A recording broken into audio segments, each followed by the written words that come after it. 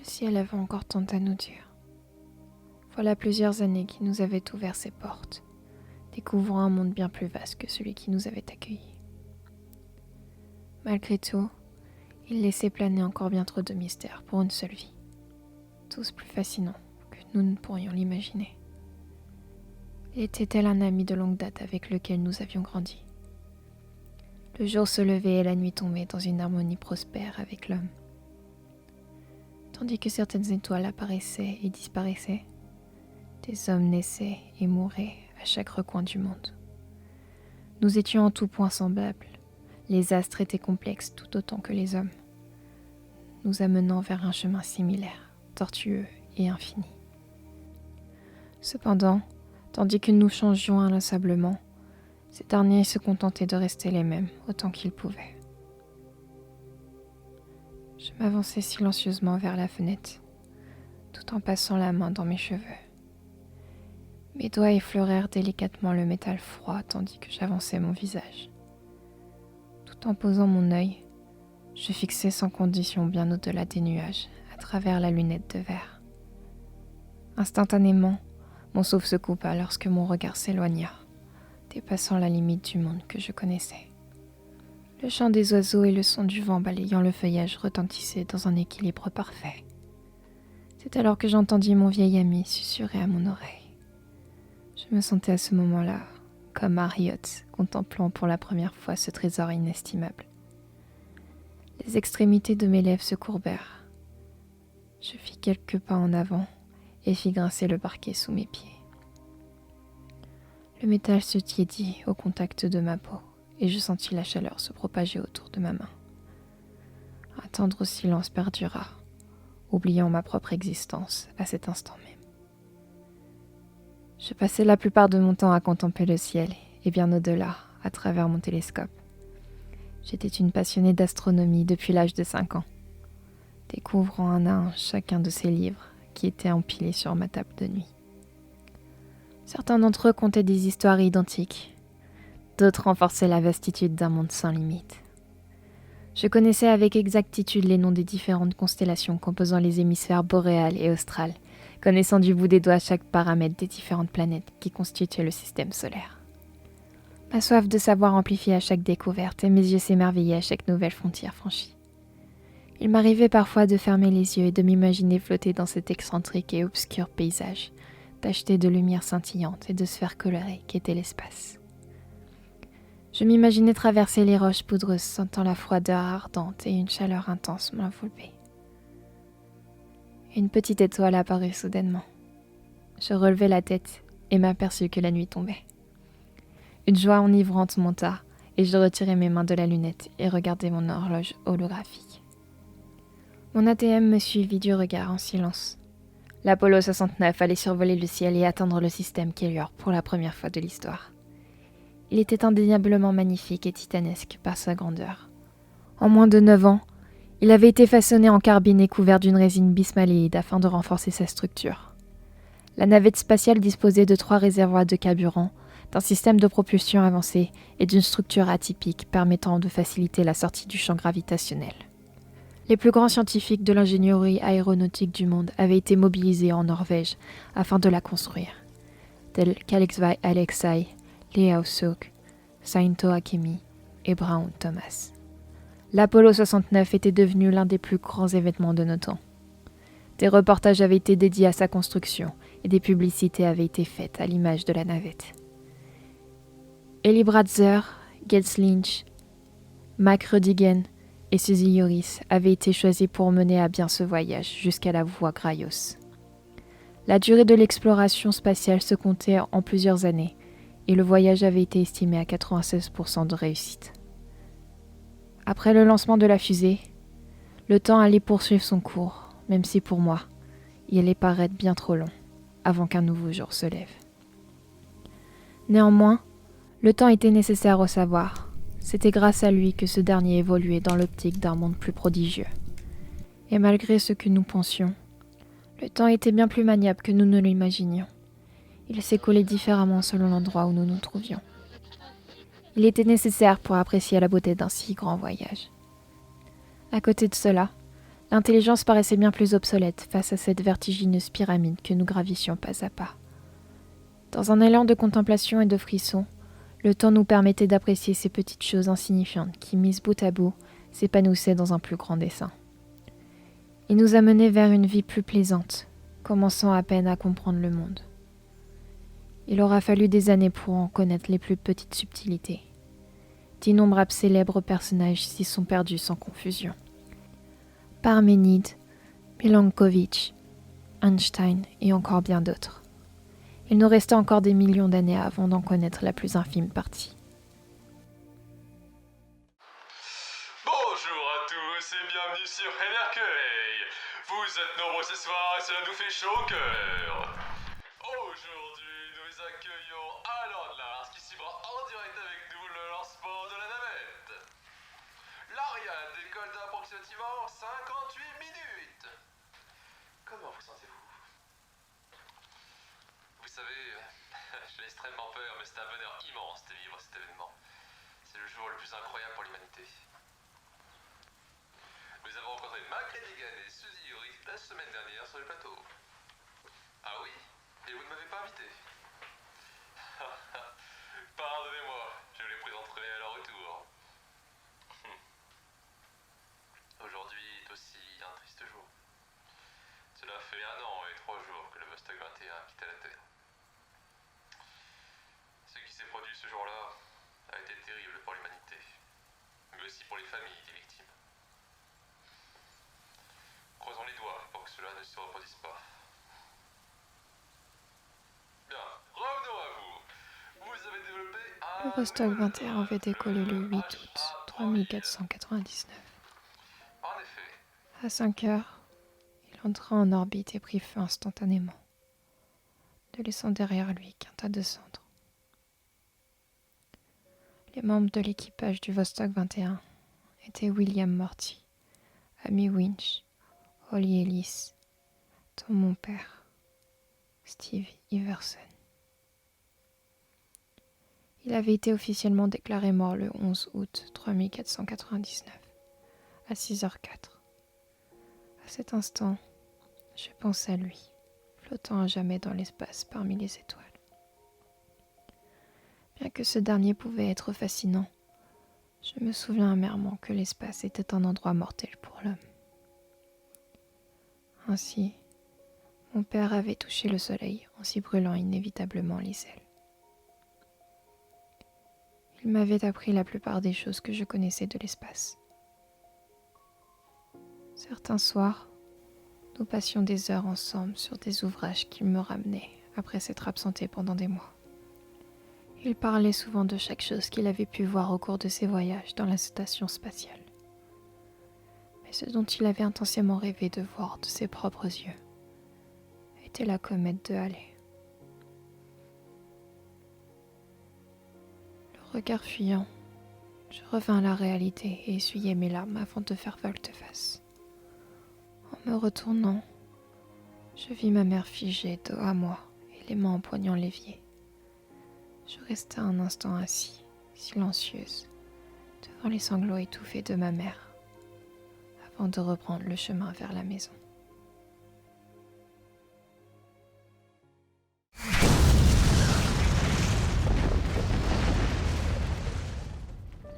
Soudainement, un bruit sourd se fit entendre. Le sol trembla violemment et une lumière m'aveugla. Je sentis l'air chaud m'envelopper tandis qu'une force me balaya d'un revers. Je m'écroulai instantanément au sol, perdant peu à peu connaissance. La maison s'écroula brusquement. Une odeur infâme se propagea.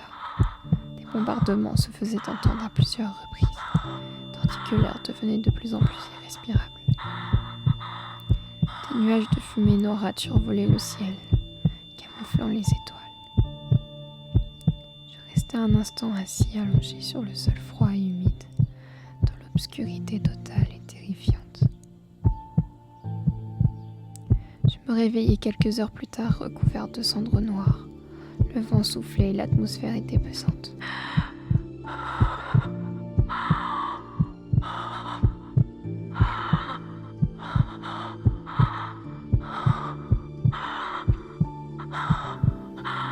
me relevais avec beaucoup de difficulté, les jambes tremblantes et le visage ensanglanté.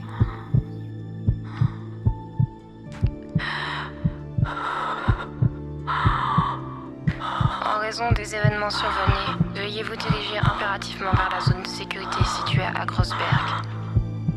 Des bombes inconnues ont été lancées, ont touché et touchent en ce moment même plusieurs pays. Devant la gravité des événements, veuillez vous diriger de toute urgence dans les zones de sécurité établies. Restez vigilants.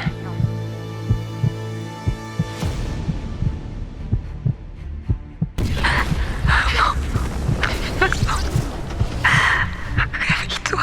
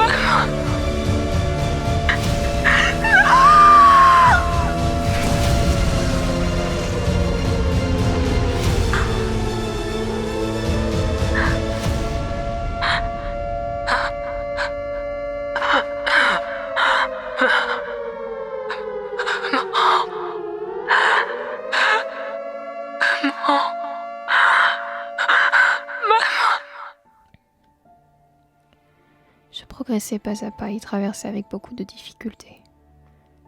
Je perdis la vue tout à coup, continuant mon chemin dans le noir absolu. Ma peur s'amplifia. Je penchai mes mains en avant et tâtonnais du bout des doigts la surface de l'eau. Je marchais d'un pas lent, heurtant des débris d'arbres et d'animaux.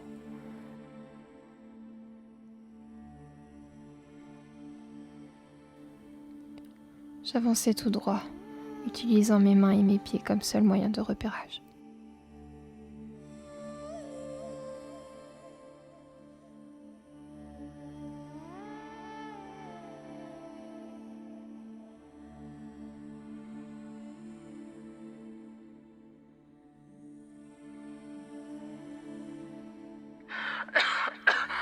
Après quelques minutes, les toux devinrent de plus en plus fréquentes, sentant le sang couler sans répit au coin de ma bouche.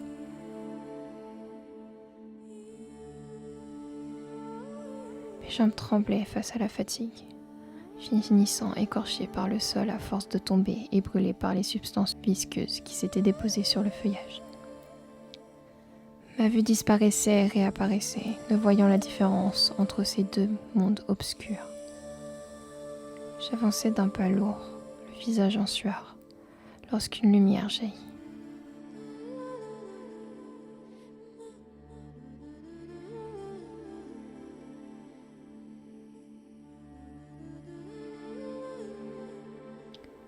J'étais enfin arrivée à Grossberg.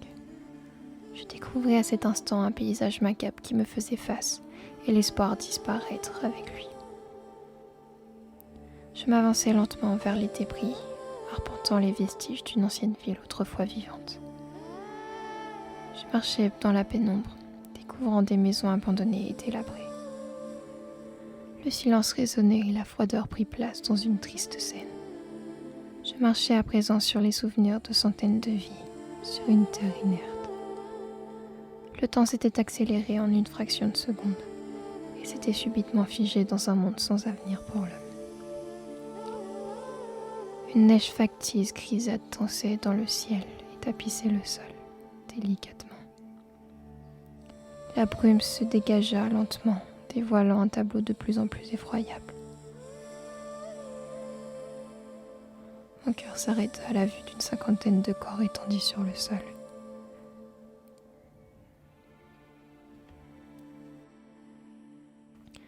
À travers le silence, des cris de douleur parurent.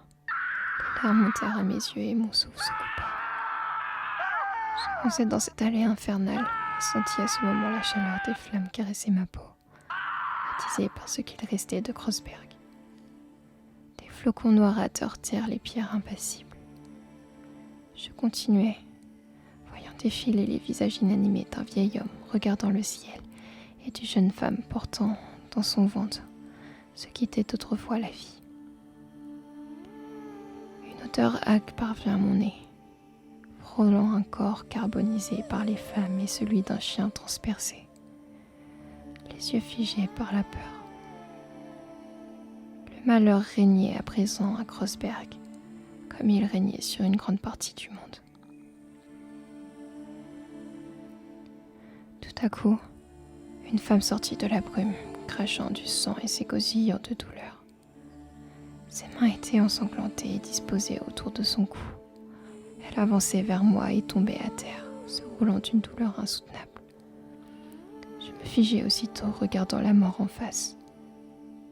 Je voyais dans ses yeux l'avenir disparaître et les jours paisibles s'obscurcir. Elle se figea tout à coup et ne bougea plus. Le regard dévoré par les flammes, elle me fixait silencieusement dans un dernier soupir. Mon esprit se perdit dans ses yeux. D'un souffle pesant, je pris un chemin escarpé, effrayé par ce qui était en train de se passer.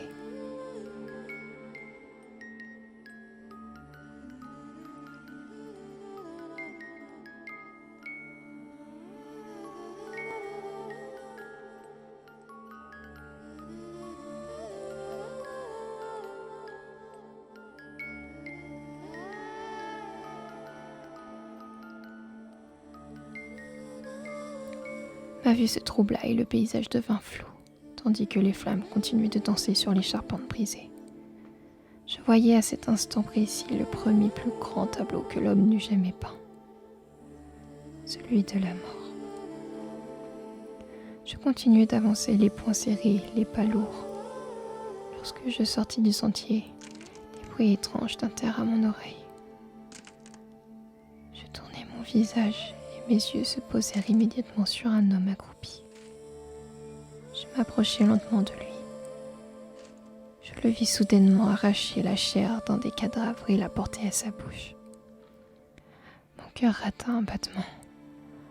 Je tentais difficilement de nier, mais la vérité m'enfonça encore plus profondément dans le noyau du monde. L'homme se tourna brusquement vers moi. Nos regards se croisèrent. C'est alors que je vis son visage difforme et sa bouche recouverte de sang encore frais. Je pris conscience que ce qui me faisait face n'était pas humain.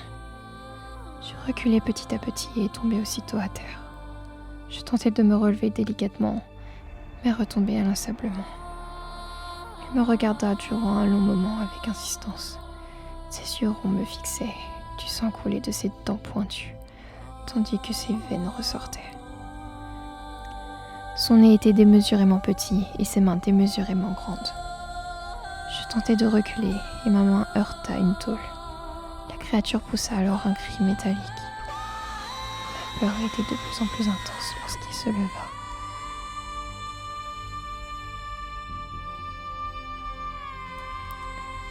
La fatigue m'emporta à cet instant même et je tombai à terre, ne pouvant échapper à la mort inlassablement. La peur m'envahit, la fièvre me terrassa. Le silence se fit autour de moi pendant un court instant. La douleur s'estompa de plus en plus et la peur disparaissait avec, oubliant ma propre existence. Je restais là à observer le ciel, m'abandonnant à l'impuissance. Ma vue se troubla devant cette épaisse brume noirâtre qui parcourait le ciel. Mes paupières s'ouvraient et se refermaient d'un sommeil lourd. Je tentais de les garder ouverts. L'air remplit une dernière fois mes poumons, tandis que je percevais le bruit des pas se rapprochant vers moi. Lorsque vint l'heure de s'endormir, je ne vis à cet instant aucune étoile briller, seulement un ciel obscur et terrifiant, devant lequel je refermai les yeux inéluctablement. Une larme glissa sur ma joue, et les premières lueurs du soleil apparurent aussitôt à travers la sombre brume. La pluie cessa, le vent balaya les flammes et fit s'envoler les dernières cendres. Le silence résonnait, alors que la chaleur du soleil caressait chaque recoin de sa vive lumière. Tandis que nous changions inlassablement, ce dernier se contentait de rester le même autant qu'il pouvait. Ainsi, les astres apparurent dans le plus grand des secrets, sous les yeux endormis des hommes. Certains naissaient et d'autres mouraient dans ce vaste univers qu'était l'espace. Rien ne nous différenciait d'eux, jusqu'à aujourd'hui. Ce qui nous manquait inéluctablement était le temps pour vivre encore un instant.